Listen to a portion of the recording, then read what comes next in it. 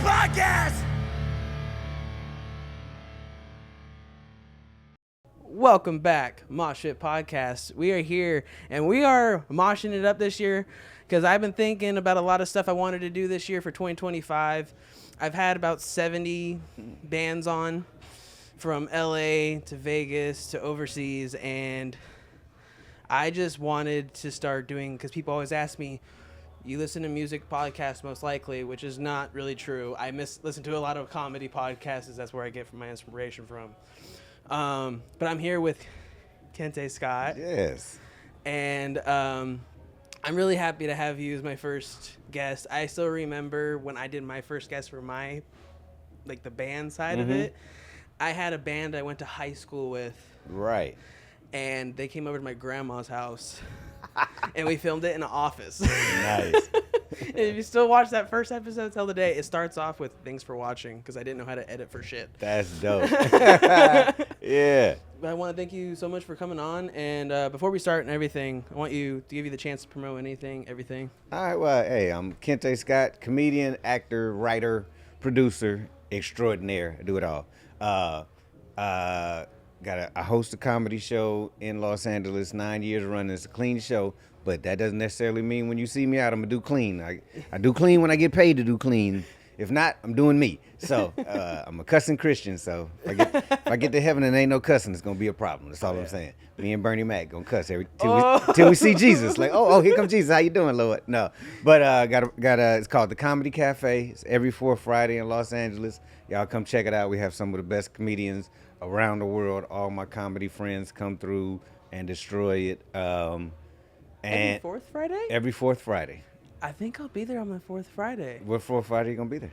Just hit me in up. August. I got you. Yes. Oh, Yeah. we gotta go. You got to slide through, man, for sure. Every fourth Friday, do that. Also, I've been doing cruises the last year, so I'm on MSC Cruise Line. Shout out to them. They've been real cool out of Florida. So been getting that work in. Shooting my special later on this year, probably around October, November. So been preparing like I said, I'm a cussing Christian, so I'm gonna do two specials. I'm gonna do a clean version and an adult version. Oh yeah. So one you can show to the kids, and one if you show it to the kids, that's on you. They not my kids. But yeah, so doing that, and then got a couple of writing projects that's in the works right now. So look out for your boy. Oh, YouTube channel. Follow me on YouTube, Instagram, Kente Scott. Just I'll put everything down, link below. Yeah. Everything will be and down there. just put Kente Scott in Google. I'm the only one gonna pop up. Oh yeah. Yeah. It ain't a lot of Kente Scotts running around here. I ain't got to worry. I can't get a corporate job, but I can get my username on any platform. Yeah. I know when I first I was like, okay, I get a comedian on. I need to, but I wanted somebody that I can at least, I watched some comedians that I wanted to have come on the podcast, and I remember I watched yours, and I was like, I made a list, and you were the first one I added to my list, and I was like, okay, I was like, I'm used to talking to bands. I don't know what comedian's gonna want to come on to a music podcast, but I was just like, okay, let me start off with you, and then I hit you up, and you were like, let's do it. I was like, what? I mean, I was like, I'm here. Might as well. I ain't got nothing else to do. Yeah. He's like, I'll meet you in the green room. I was like, I know where that is. Let's go. Yeah, man. Yeah, appreciate it. I appreciate you having me be the first one on. Oh yeah, it's really awesome. You good? Okay. And I'm just super happy to start off with this comedy road and everything, and having more comedians come on. Yeah. And a lot of even other genres, because I know a lot of people are like, when I was talking to a bunch of my close friends that are bands, I was like, I hate when people assume that I just listen to heavy metal music. Hey, when I said let's do it before I went and looked at your page, and I was like, ooh, I wonder if he's gonna ask me about heavy metal, because I don't know nothing about that. Yeah, it's not I'm not. Yeah, I was like, I'm not gonna. Because people were a lot of bands were like, oh, you're gonna ask about his perception of metal music. I'm like, no, this is not what I'm doing. Good. Okay, good. Yeah, now we were. I was like, I know Kiss. And Def Leppard and Van Halen. That's it. That's all. I don't even know if that's deep enough for you. I feel like that's not. You got tattoos that's stronger than that. So yeah, I don't know none of that. Never been in a mosh pit, but Never been in a mosh pit? nah, I looked at it like, yeah, that looks like a fight to me. I think I'm good. Yeah, I don't know how y'all fight to the music, and then just be okay. Like, let's go to the bar. I'm like, nah, man. One time you're up here, I would love to you don't have to go in the mosh pit. I just want to take you to one heavy show just to see what you're like. Oh yeah, show. I'll do that. I'll do anything once. I'll do anything once. And I feel like, because that's like one of the reason I'm trying to do this stuff is I was talking to a lot of bands. I was like, I just want because a lot of us are entertainers. Yes. At the end of the day, we're all entertainers of just like trying to make people laugh or feel an emotion. Yeah. And I want everybody to kind of blend in together with that. That'd be dope, man. I'd give it a shot. I'd go check it out. Yeah. I don't know how long I last, but I bet I last longer than I do at a reggae concert. Concert, 6 minutes. That's all I got. Like, That's all you I gotta got? get out of here. I can't. Is it I can't it's too take slow for you, or is it like It's too much. I can't understand it. It's a lot of hey man, okay, all right, let's get out of here. And my girlfriend's daughter is in the EDM. So I've survived EDM. So if I can survive EDM, I think I can survive anything. Oh yeah, definitely. I've been to some raves, and I'm just like, what is happening right now? I was like, they're not gonna change the beat ever, just the same beat. Yeah. Yeah. I tell you what, it's definitely for your ears. It's harder leaving an EDM show than it is a heavy metal show, because when I leave the show, all I hear is wow, wow, wow, wow. Yeah. But I leave a metal show, I'm like, all right, just have a little bit messed up ears, but I'm not hearing. Yeah, exactly. So yeah, I'm down, man, for sure. This is a lot happening at once, guys, but this is awesome, and I really can't wait for this to come out, to be honest. But getting into some stuff I was writing down about, we were talking about it a little bit before. Amusement parks, good or bad? Amusement parks? Yeah. Used to be good, but I haven't been to I haven't been to an amusement park since like 2010. 2010? Because I don't like standing in lines. Same. See, I don't like standing in lines. So last time I went, I got the hookup on a fast pass. So after doing that, I can't stand in lines. So I'm like, I don't want to go. And amusement parks in LA start at like $75 a ticket. Yeah. And I'm not paying $75. Like if I pay $75, I need to be front of line. Oh, exactly. Yeah, and I'm not going to Disneyland. I haven't been to Disneyland since my daughter was 2. You need to talk to my friend, because we're going down to LA, right? You going to Disneyland? She's like, let's go to Disneyland. I'm like, you can go to Disneyland. Yeah. I'm not going. She's like, why not? I was like, we can spend the same amount of money and do a lot more stuff. Yeah, like go to Vegas. Yeah. Buy a car. Yeah. Disneyland is like, it's $100 a head, and that's not even counting the food and the souvenirs. You coming out broke. You know, you might as well. That's 1 month's rent for one day at Disneyland. This to her. Yeah, no. My daughter used to be like, Daddy, take me to Disneyland. I'm like, no, your grandparents can take you. Yeah. As soon as she turned, because I think when you turn 3 or 2.5 at Disneyland, and it's something weird, you got to pay full price. Kids pay the same price as adults at Disneyland when they hit 3 years old. I was like, they're not even gonna remember this. Yeah. So no, yeah, I don't. So amusement parks are good. I like roller coasters. Like I like that. I don't like the lines. Me too. Like I don't like the lines. But I went to the county fair in LA, and they roller coasters was meh.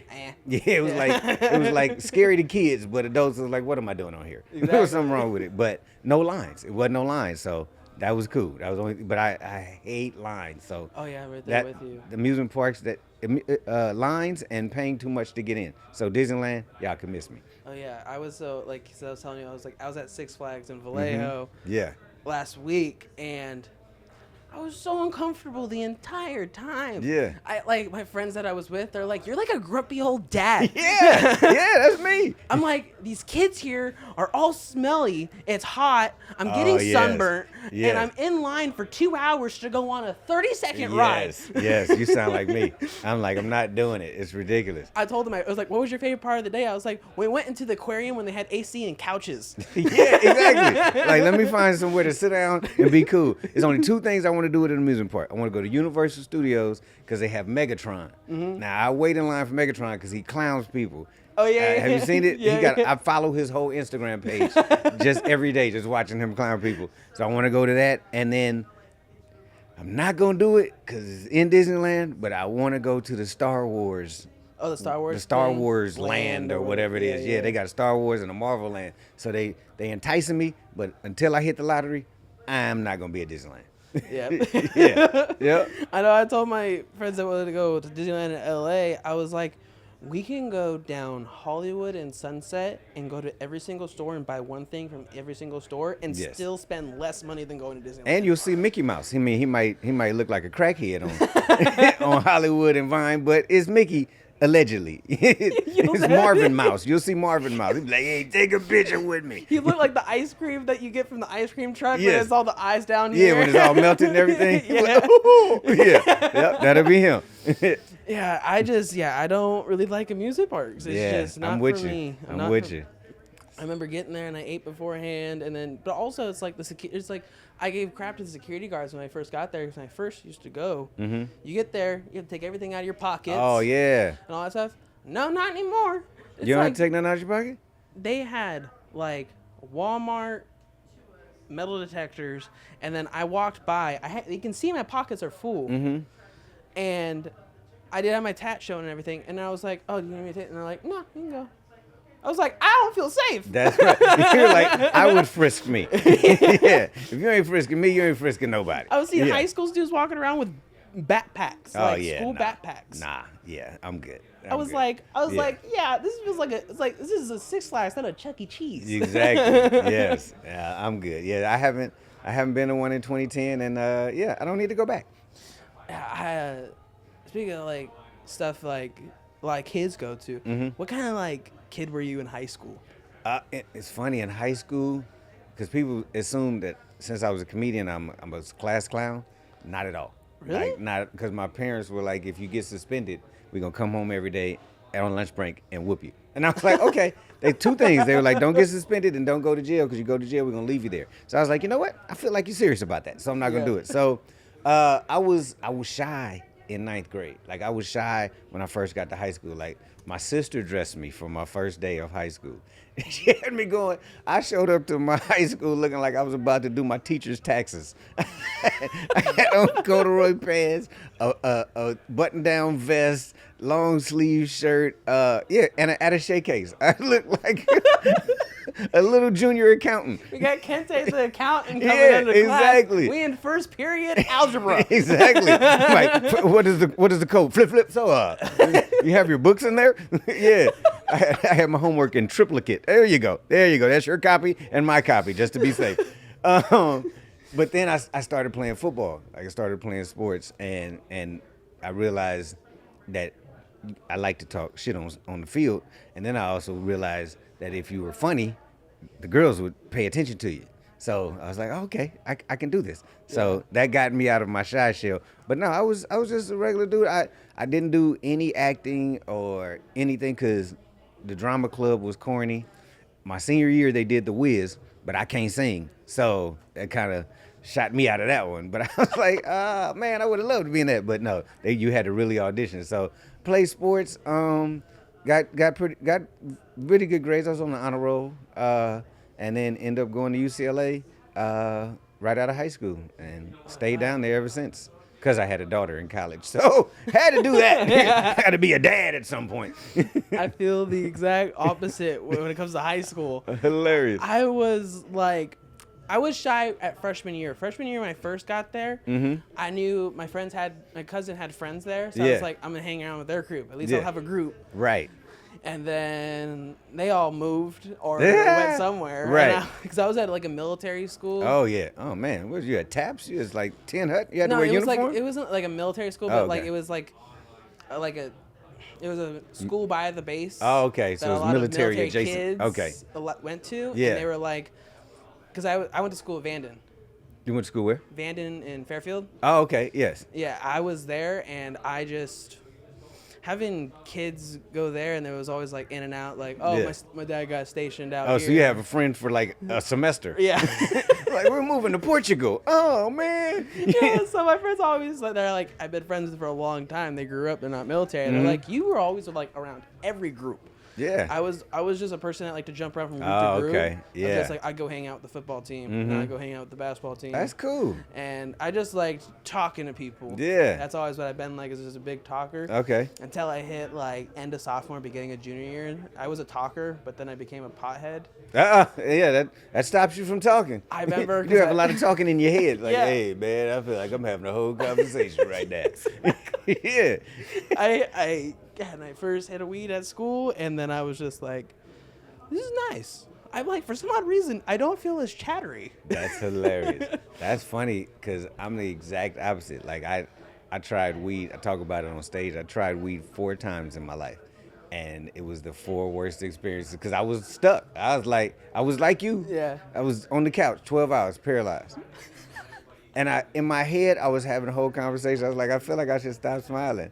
Have I stopped smiling yet? I thought, I can feel the inside of my teeth. I think I have a cavity right now. It was for hours. And I was like, this ain't fun. I don't like this high. I don't like this high. I'm good. Yeah. I've had that a couple of times. That's another reason why bands know this, I don't smoke and I don't drink until the end of a night at a show. Yes. Yep. And because one time, it was actually that one I was talking about when I did a show at Alley in Modesto. Oh, yeah. And then afterwards, and it was way after high school, and I was just like having a good conversation with the lead singer, and he pulled out a joint, and he kept passing it, and I got caught up in the conversation, forgetting I'm hitting this still. Yeah. And then I just, out of nowhere, just... Yeah. And he was stuck in the alley in Modesto. He realized he did the same thing too. Y'all both was stuck in the alley? We were both in the alley and we were just like, he's like, I gotta be on stage in 2 hours. Hilarious. And he's headlining. Oh, no. And I was like, So I parked in a McDonald's parking lot. I have an idea. We went and got McDonald's, went in my car, put Netflix on, and just laid back in my seats and just waited. And he's like, and he got a phone call from his guitar. He's like, we gotta go on in 15. And then he's like, we gotta go. And I was like, you gotta go. I'll be right here. Lock the door when you get out. That's wild. That is wild. Yeah, that's why I can't do it. And I'm like, I don't want to get stuck, and I also don't want to make a fool out of myself. That's how I am. I drink in my off time, but I don't drink. Like, this is my job. Yeah. So I don't drink on stage. So I got it's a bunch of comedians that don't know that I drink at all because I learned it early because when you first start doing comedy, people are like, you gotta get drunk, be funnier, and I fooled around and drank a 40. It was back. We used to drink 40s like they were water. It was a problem. And I drank a 40 before I did a show, and got on stage and forgot 3 consecutive jokes, and I was like, all right, thank y'all, good night. And because at the first one they were like, oh, okay, cool. Second one they were like, hey man, what's going on? Third one they're like, hey, get out of here. So I was like, yeah, I can't drink before I go on stage. So I don't drink till the end of the night, like the wrap up of it all. Yeah, that's one thing I do as well is like, because actually it happened today. I was down the street at a bar, and because I saw these like burgers they had and they looked hella good, so I wanted to go have one. And this lady goes, oh, you're drinking a Jack and Coke? And I was like, it's actually just Coke, but it's in a cocktail glass. Yeah, yes. I can front now. Yeah, I put water on ice, but like that's vodka. Give me a line. Yeah. You're like, oh, you just down that. Like, yeah. Oh, My tolerance is high. yeah. I'm an OG. They be like, he's great. Yeah. She was like, oh, good on you. And she just got like a mojito or something like that. And she kind of talked to me, and I was like, yeah, I'm gonna go now. That's hilarious. But that burger was fire, though. Hey, as long as the burger was fire. What was I know about you growing up and everything like that. When was the first time you got on stage to do stand-up? The first time I got on stage to do stand-up was in L.A. Because I come from a roasting, bagging family. That's a family that sits around the table and jabs at each other, just roasting and killing them. And so I grew up in that, so I would be sitting around. We'd be doing that every time me and my cousins would get together, just roast session, clowning. And so my mom's came to L.A. and she was like, I'm tired of you. And I was already doing commercials and TV at this time. But she was like, I'm tired of you giving away these jokes for free. I'm going to stay down in L.A. till you get on stage somewhere. So after like a week, I was like, oh, she's serious. So went to the Comedy Store because that's the only place I knew that had open mic night at the time. So went there, and their open mic is like a lottery. So you got to put your name in a hat and hope they pull your name. And this lady was like, I flew out here from Minnesota and I took all my savings out. I only have 1 week's worth of money left and I haven't been on stage yet. And I was like, ooh, oh, that sucks to be you. Yeah. So put my name in the hat. They called my name. They pulled my name, so they put me on the list. They didn't call old girl from Minnesota. She was crying in the corner. And so, you're supposed to do 3 minutes.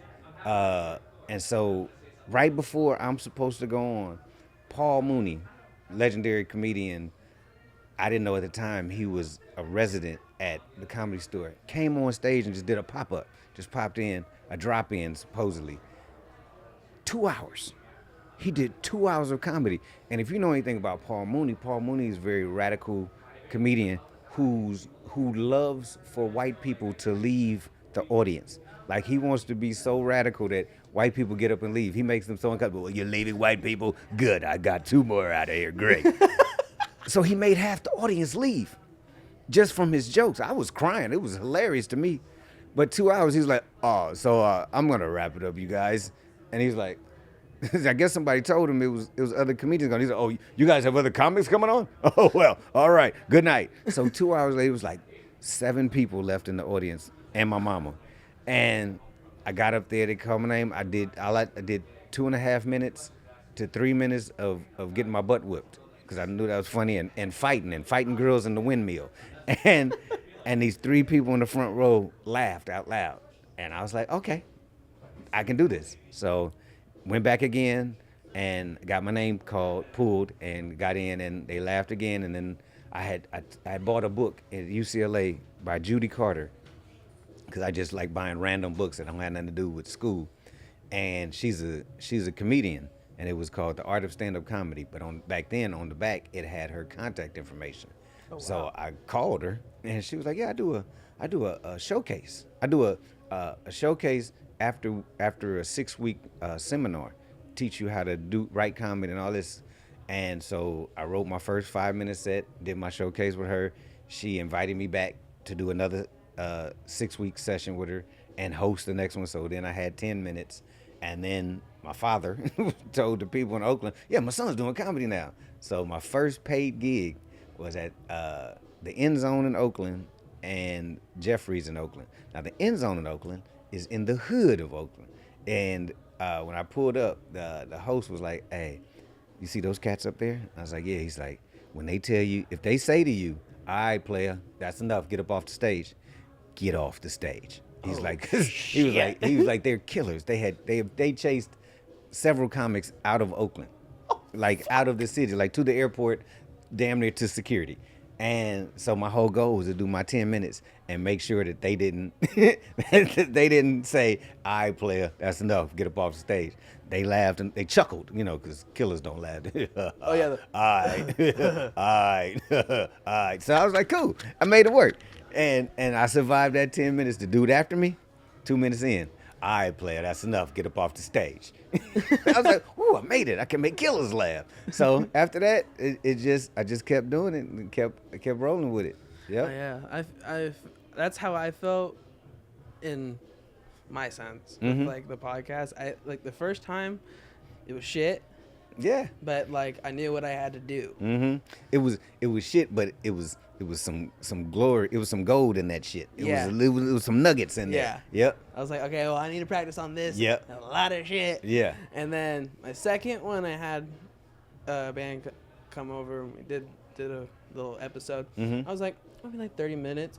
No. I showed up at 11 at night and left at 4 in the morning. You did a 5-hour podcast? It was about 4 hours podcast, and I knocked it down to like an hour and a half. You could have did 4 episodes off of that. Yes.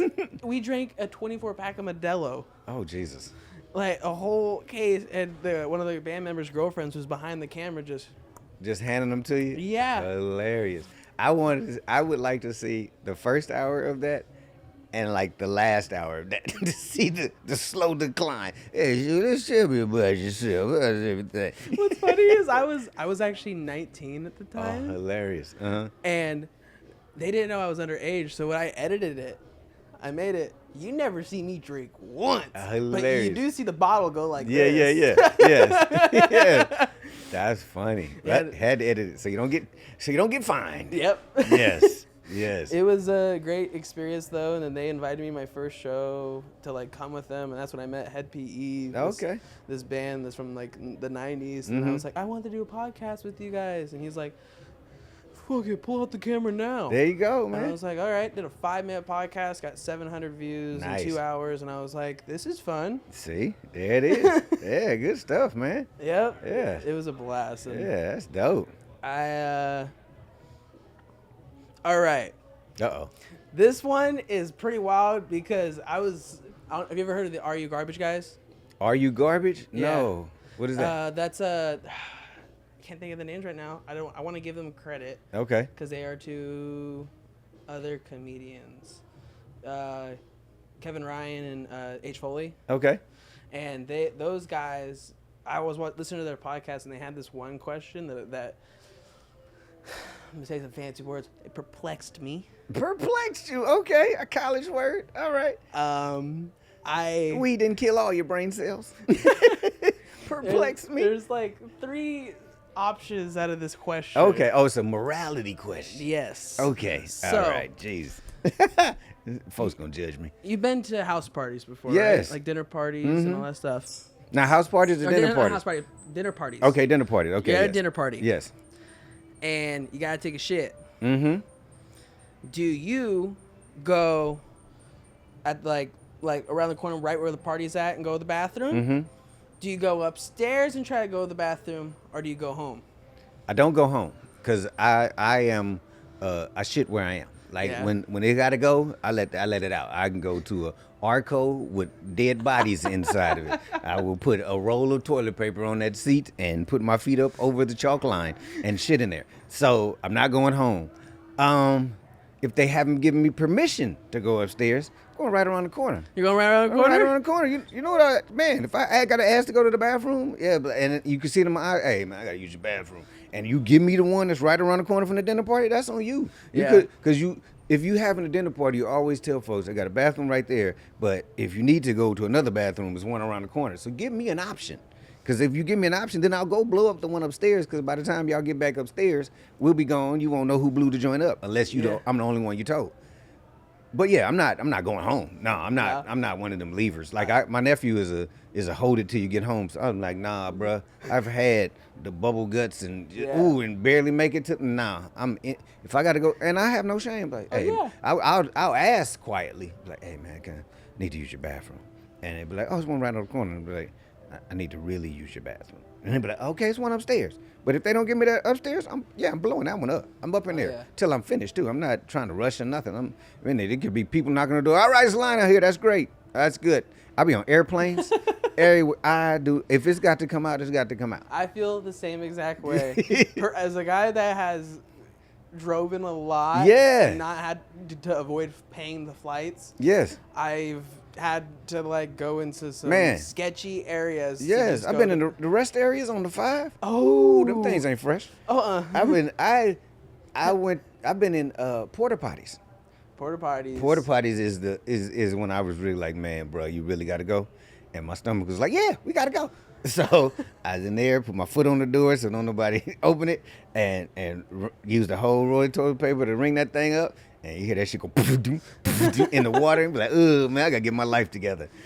Have you had those bathrooms at like rest stops where the aluminum toilets? Yes. The ones that you sit down and like it's cold as hell? Yeah, but it's always somebody has graffitied on the aluminum toilet. I'm like, bro, what kind of steak knife did you come in here with? And I don't want your engravers. Yeah, like I don't want your set tattooed on my ass because I had the boo-boo. Come on, man, what are we doing? It says Thug Life exactly. on the edge of it. And I come back and it says Elifatiga because it's backwards now. Yeah. Oh, that is. Yeah, but no. You and I feel the same way because I've talked to a lot of people about it. Not bands. I never asked a band that question because a lot of them go, Chris, that's a little, because bands are a little bit different. Yeah, they be trying to be, well, that's just a little intrusive. Like, blood, you're a heavy metal band. You do mosh pits. Everybody shits. Well, that's what I'm saying. Everybody shits. It just depends on how you handle it. Oh, yeah, I've had bands that have like had thousands of people come on, and they just go, like they come to their show and they're like, oh, this is fine. But you put a camera in front of them, they're like, I don't know, man. And I Oh go, yeah, yeah. There's no one here. Oh, this is a camera, though. No, because they can hide. Musicians can hide behind music. Comedians, we butt naked on stage. We are butt naked and raw. It's just whatever's in our head, and our ability to tell these strangers laugh off of what's in our head. Like we don't have no drum solo. We don't have no backup singers. It's just us.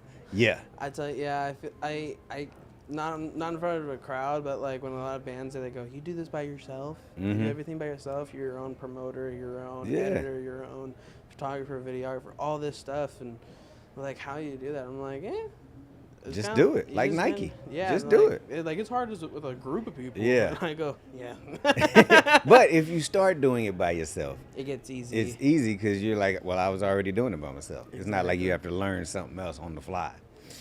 Speaking of like making people laugh, making people feel joy, we are filming this during Mental Health Awareness Month. Hey, didn't even know. And I want to ask you, how has comedy helped your mental health? Comedy is therapy.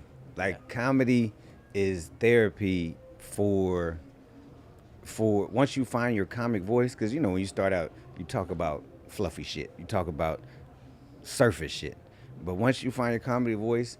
And like when my daughter's, she's grown now, but went through a whole custody battle with her, and I was angry.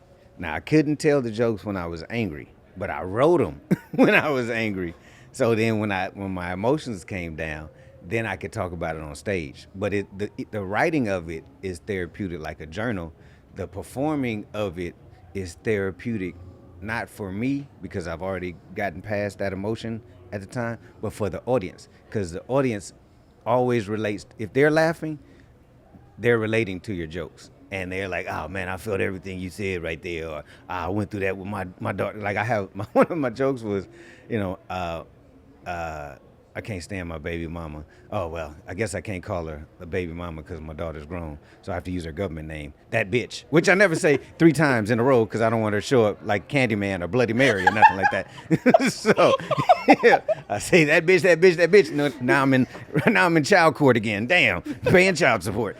But people relate to it, especially fathers, even ladies who've gone through that relate to it. So it's therapy, and comedy is literally the best medicine. Yeah. Like outside of an apple a day keeping the doctor away, comedy, the endorphins that are created when you laugh, and just being able to get that stress off your shoulders is the best thing ever. And for comedians, hearing that laughter based off of what we have in our head and what we've dealt with and what we've gone through is validation that we're doing what you low key doing God's work.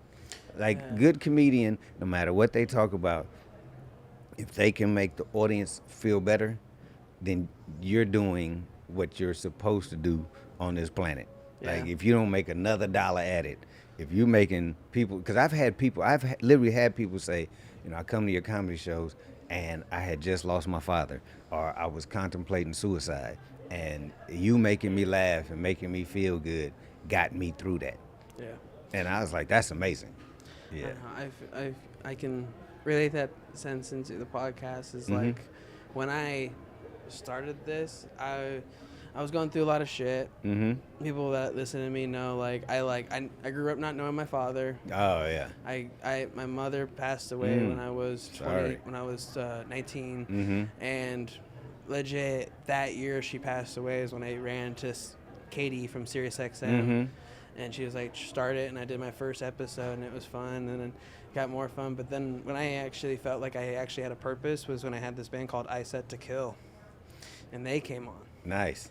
And they said, when we're in the middle of the podcast, we were talking about an old member that was in the band, and we started getting too deep into it, and they're like, thank you actually gave us closure. That's dope. Yeah. And I was like, and I listened to them since middle school, and I was like, holy shit. Yeah. I mean, the as a creative, I feel like we're in tune to stuff that we don't know we're in tune to. Yeah. But just asking the question and giving somebody a platform to talk about whatever is on their spirit and to get it off Yeah. is amazing. So yeah, man, congrats on and kudos on that to keep doing what you're doing. I'm gonna let you go. Yeah, I gotta know go you make let these 10 strangers laugh. Yeah, I make the strangers laugh. Yeah. But this is awesome. This is Thank actually you, the man. best. This is awesome. Thank you. I appreciate you having me on here. I'm honored to be your first comedian on here. Like I said, when you hit me and I was like, let's do it. I said, let's do it before I knew what it was. So let me go check it out. But no, this is dope, man. Keep doing what you're doing. Thank you for having me, man. And anytime I come back, I'm going to go to the Mosh Pit with you. Oh. I'm not in it. I'm going to go to it. To And it. I'm going to look where the rail is and look over. Yeah. Awesome. Yeah. Well, again, check everything out. We'll be down the link below of Yes. all of his stuff, everything. If you ever see him doing a show, go to it. Bet you won't be disappointed. You will He's not. A great guy. I've looked at all of his stuff. He's great. He's a Mason. He'll make you laugh. And Thank you, man. Kudos, man. I love it. That's beautiful. And we'll catch you next week, Mosh Pit. Yeah. Okay. See you next week, Mosh Pit. You won't see me. You'll see him with somebody else. Probably won't be my skin tone, but it'll be somebody. Oh, man.